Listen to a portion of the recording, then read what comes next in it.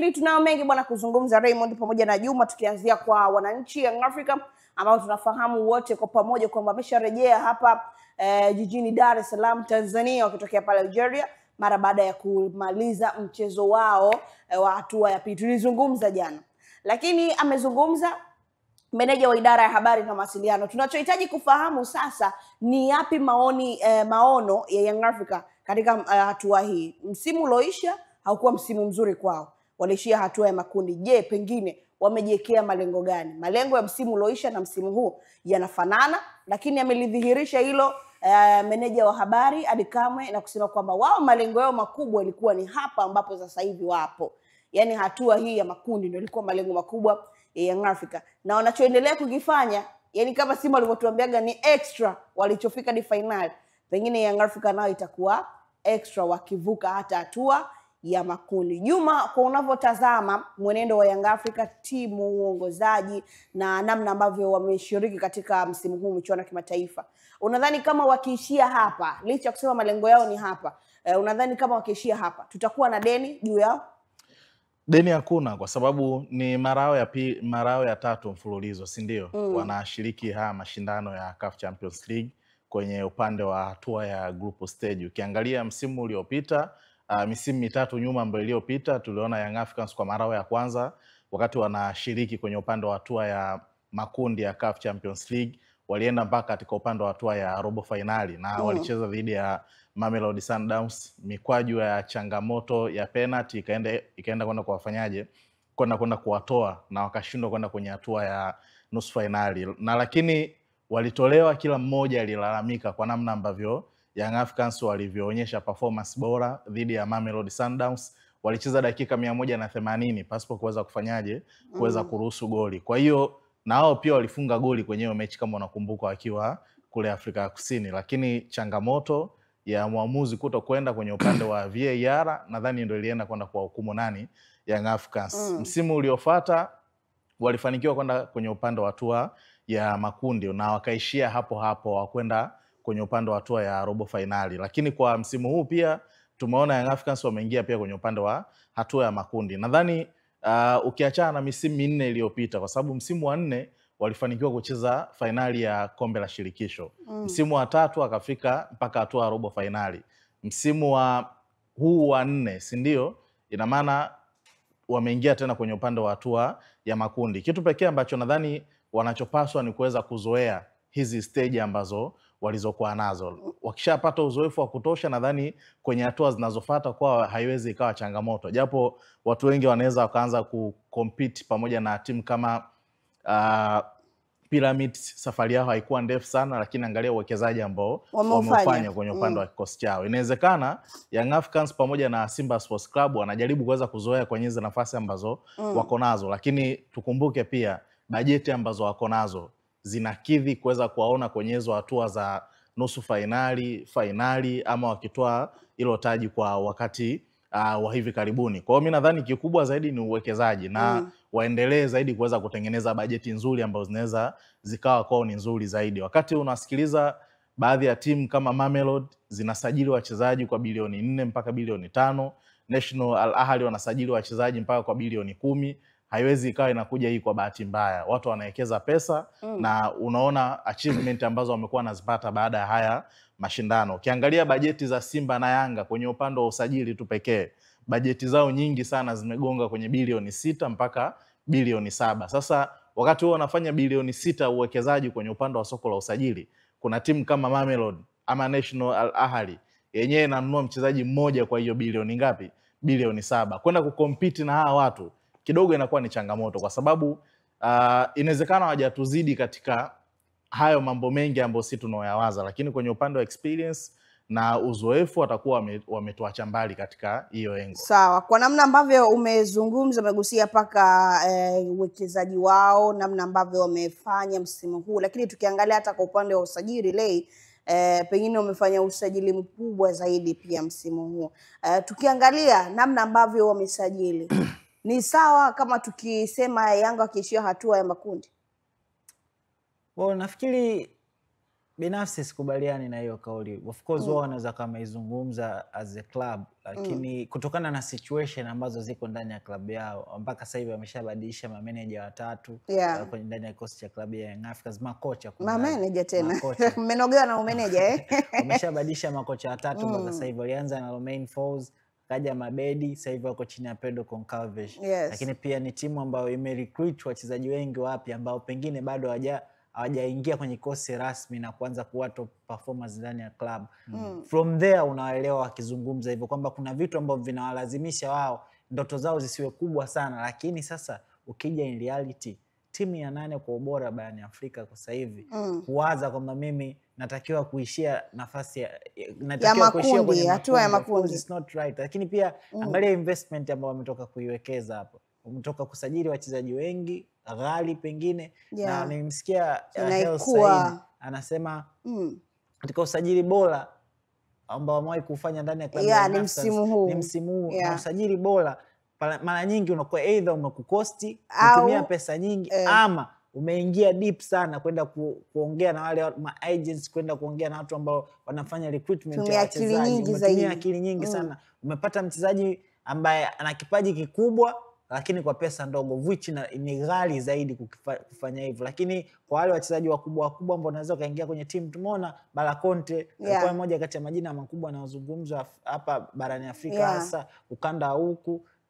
Young Africans aligombaniwa sana aligombaniwa Lassine Kouma, amegombaniwa Celestine Ekua, and top performers ambao walikuwa wanatajwa kwenye ukanda wa hivi ambao sisi tumekuwa tukienda nikazungumzia Ivory Coast, lakini sasa hivi tunaenda mpaka Mali. Young Africans imeenda kuchukua top players, of which siamini kwamba amechukua kwa bei rahisi. Kwa hiyo nafikiri unawaelewa kwa yengo kwamba wamebadilisha makocha watatu, lakini pia wachezaji hawajasettle kwenye timu. Lakini klabu nambari 8 kwa ubora barani Afrika kwa sasa, ikiwa nazungumzia kwamba sisi ndio yetu ni kuishia makundi, of course it's not right. Mimi nafikiri wanaizungumza hivyo kupunguza pressure kwa wale wachezaji, kupunguza pressure kwa manager, lakini wenyewe deep down wanajua kwamba sisi tunatakiwa kufanya bora zaidi. Lakini ni mindset ni kwamba tu wachezaji wapunguziwe pressure. Lakini in reality Young Africans ukimshika Ali Shaban kama ukimweza kweli mkishia makundi, anajiona kule mkishia makundi utafly, no hawezi wakafly. Na haswa kwenye phase ambayo wako sasa hivi wamekusanya alama 4 kwenye mechi 2. Kwa hiyo na maana tayari Young Africans ana asilimia kama 35 hivi ya kufuzu katika hatua inayofuata. From there sasa hivi waanze kusema eti ndoto yetu si ni kufuzu makundi peke yake. No, it's not right. Sawa bwana, sawa. Ya kufuzu ya kusema kwamba ndio usajili bora kwa msimu huu. Qualities hawa wachezaji umeulizaje? Yaani hiyo quality anaiona ya kusema kwamba msimu huu Yanga ndio imefanya usajili bora. Yaani anakubaliana na maneno mengine. There is no doubt kwamba wachezaji ambao wamekuwa recruited ndani ya klabu ya Young Africans walikuwa top performers kwenye hizo timu walizotoka. Yaani walikuwa wanafanya vizuri, ndio maana Young Africans imeweza kuwachukua. Baada ya nenda Stade Malien, top performer walikuwa nani eneo la midfield? Lassine Kouma. Nenda kwa katoka wapi Balakonte? Sfaxien. Yeye alikuwa top performer kwenye eneo la midfield. Nenda kwa Asec Mimosas. Nani alikuwa top performer kwenye eneo la kiungo mshambuliaji ama second striker? Celestine Ekua. Nenda kwa wakina Israel ambao walikuwa tangia msimu uliopita. Yaani nenda kwa Dumbi ambaye anasemekana ni AI, ambao pia tukimuona tunaona kabisa kuna uwezo hapa. Yaani wameenda kurecruit top performers. Na ndio maana wanajeuri ya kusema huu ndio usajili bora, lakini bado hawajashine ndani ya klabu ya Young Africans. Ni kama wanachukua muda mrefu zaidi kuadapt kuliko pengine ambavyo watu walitarajia. Inawezekana wakawa na usajili bora kuliko ambao wamewahi kufanya, lakini bado wale wachezaji hawaja click. Kinachosubiriwa ni kuclick. Wakiclick inawezekana, lakini kwa sasa hivi kusema utoe jibu la wazi kwamba ndio usajili bora. No, lakini wale walikuwa ni wachezaji bora walikotoka. Katika hatua hii ya makundi michuano ya klabu bingwa, tumeona namna ambavyo mara baada ya mchezo kutamatika mashabiki wa JS Kabylie walivyoonyesha reaction zao, tabia zao sasa halisia, na ile sio kwao peke yao. Pengine michezo miwili kwa siku ile, na tamko limetoka sasa kutoka shirikisho la soka Afrika yani CAF, ambapo wao wamekanya vikali vitendo vile, japo bado hawajatoa tamko rasmi pengine hukumu gani imetolewa ama pengine hatua gani imechukuliwa, lakini wamekemea, si kitendo kizuri na hawajapenda namna ambavyo mashabiki wale katika michezo hiyo miwili walivyoonesha katika michezo yao. Nikiangalia hili jambo kwa upande wetu sisi Tanzania, pengine isha kutokea kwa mashabiki wa Simba, walipataga mpaka adhabu wakafungiwa michezo msimu uliopita, msimu ulioisha hiyo, wakafungiwa kabisa, wakacheza hapa timu bila mashabiki, na tuliona namna gani ambavyo timu ilicheza, lakini kuna namna ambavyo uwepo wao ulikuwa unahitajika sana. Pengine kitu kama hicho tutegemee kuona Young Africa wakija kulipiza kisasi na wao, maana tunajua mashabiki, pengine viongozi wasiwe na hiyo imani, lakini mashabiki tunawajua siku zote. Unaona wao wanasema mtakuja kwetu. Juma, unaliona hilo pengine likaja kutokea kwa upande wa Young Africa? Ni swala gumu kwa sababu kwenye interview ya mwisho aliyofanya Mohamed Dumbia kuelekea kwenye mechi yao dhidi ya JS Kabylie, unajua wale jamaa waliuza ticket kwa ndani ya masaa matatu, wakawa wamesha maliza tiketi matatu hivi. Tiketi ambazo zilikuwa zinaenda mpaka kwenye watu 50,000 na kuendelea, si ndio?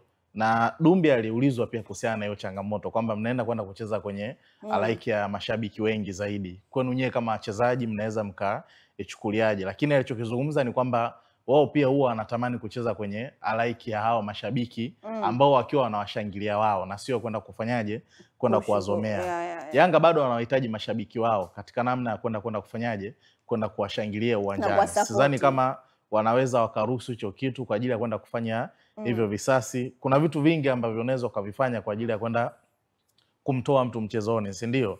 Ukiangalia Young Africans ya misimu mitatu iliyopita ama minne na Yanga hii, unaona kabisa kwamba kuanzia viongozi, benchi la ufundi, wachezaji, kila mmoja amekuwa na ukomavu wa kiakili zaidi, tofauti na vile ambavyo walivyokuwa naanza kwenye haya mashindano. Ukiangalia kwenye upande wa mechi yao, nadhani ilikuwa ni dhidi ya Rivers United, ambayo Yanga baada ya kufika kule nchini Nigeria na baada ya kupimwa pia kwa baadhi ya mastaa wao na wakaonekana kwamba wana virusi vya COVID na kuzuiliwa pia, unaona reaction ya baadhi ya staff wa Yanga namna ambavyo walivyokuwa na react na ikatrend ile clip ya Haji Manara akisema kwamba hatuchezi. Lakini ukiangalia tu pale tayari kama wachezaji nao ilikuwa imeshawahamisha zaidi katika upande wa ile saikolojia kwamba tunaenda kwenda kucheza mechi ya mpira wa miguu. Lakini kwa hili tumeona wachezaji bado wamestiki pale pale kwenye msimamo wao. Wewe tazama Kaina, timu imezuiliwa airport zaidi ya masaa 3 mpaka 4, si ndio?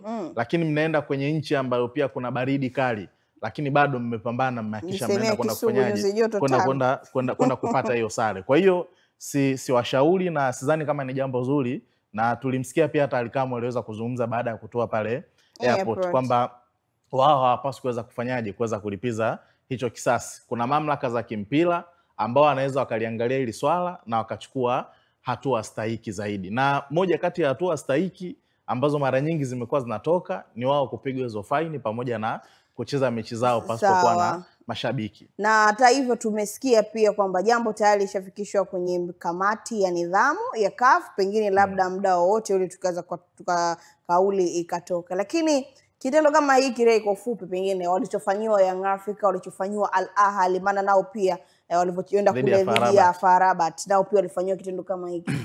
Unadhani pengine kinaashiria nini kwenye soka letu? Well, nafikiri ni ushamba ambao umekuwa ukiendelea barani Afrika, ushamba ambao unaamini wewe unastahili kuliko mwenzako regardless ya reality ambayo iko. Yaani unaamini wewe unastahili kupata regardless, inawezekana kwa wakati huo uwezo wako huo haupo katika level ambayo unastahili kupata. Timu nyingi ambazo huwa zinaleta rapsha kama hizi ni timu ambazo mara nyingi zimepoteza ama zinatafuta matokeo afu ile hasira. Hasira, wanaamini wana deserve more, lakini ile quality uwanjani kweli mna deserve. Nenda kwenye michezo ambayo imechezwa, FAR Rabat dhidi ya Al Ahly, alikuwa anatafuta alama zaidi, alikuwa ni FAR Rabat na mashabiki wake ndio inaonekana walifanya fujo kwa sababu mchezo wa kwanza hao walifungwa na klabu ya Young Africans. Nenda kwa JS Kabylie dhidi ya Young Africans, wao ndio walikuwa wanatafuta alama kwa Young Africans kwa sababu mchezo wa kwanza walipoteza dhidi ya Al Ahly. Kwa nafikiri ni ile tu shamba wa kuamini kwamba unastahili kuliko mwenzako regardless ya reality, kwamba wewe kuna muda au stahili. Hebu njoo kwa jinsi ambavyo timu kutoka Uarabuni huwa zinakuja na gameplay na game plan yao ndani hapa nchini Tanzania. Watanzania wangekuwa ni mashabiki wa kureact kama wao wanavyoreact, kungekuwa kuna mechi hapa. Kwa hiyo kitendo kile sio sawa. Sio kiungwana, kwa sababu kwenye michezo ya kupoteza muda Waarabu ni top. Tena usiombe wakawa na jambo lao. Lakini hapa hawafanyii fujo Tanzania. Wanakuja wanaishi kwa amani. Kwa nafikiri ule ushamba wa uache na tucheze mpira. Mpira unaamuliwa kwenye pitch. Watu waji express kwenye pitch, mwenye quality bora aondoke na matokeo. Lakini wewe shabiki kuamini timu yako ina style zaidi ya mwenzako, wakati quality yako kwa wakati huo pengine inawezekana siku hiyo ameamka vibaya ama amko katika ubora huo, ni ushamba.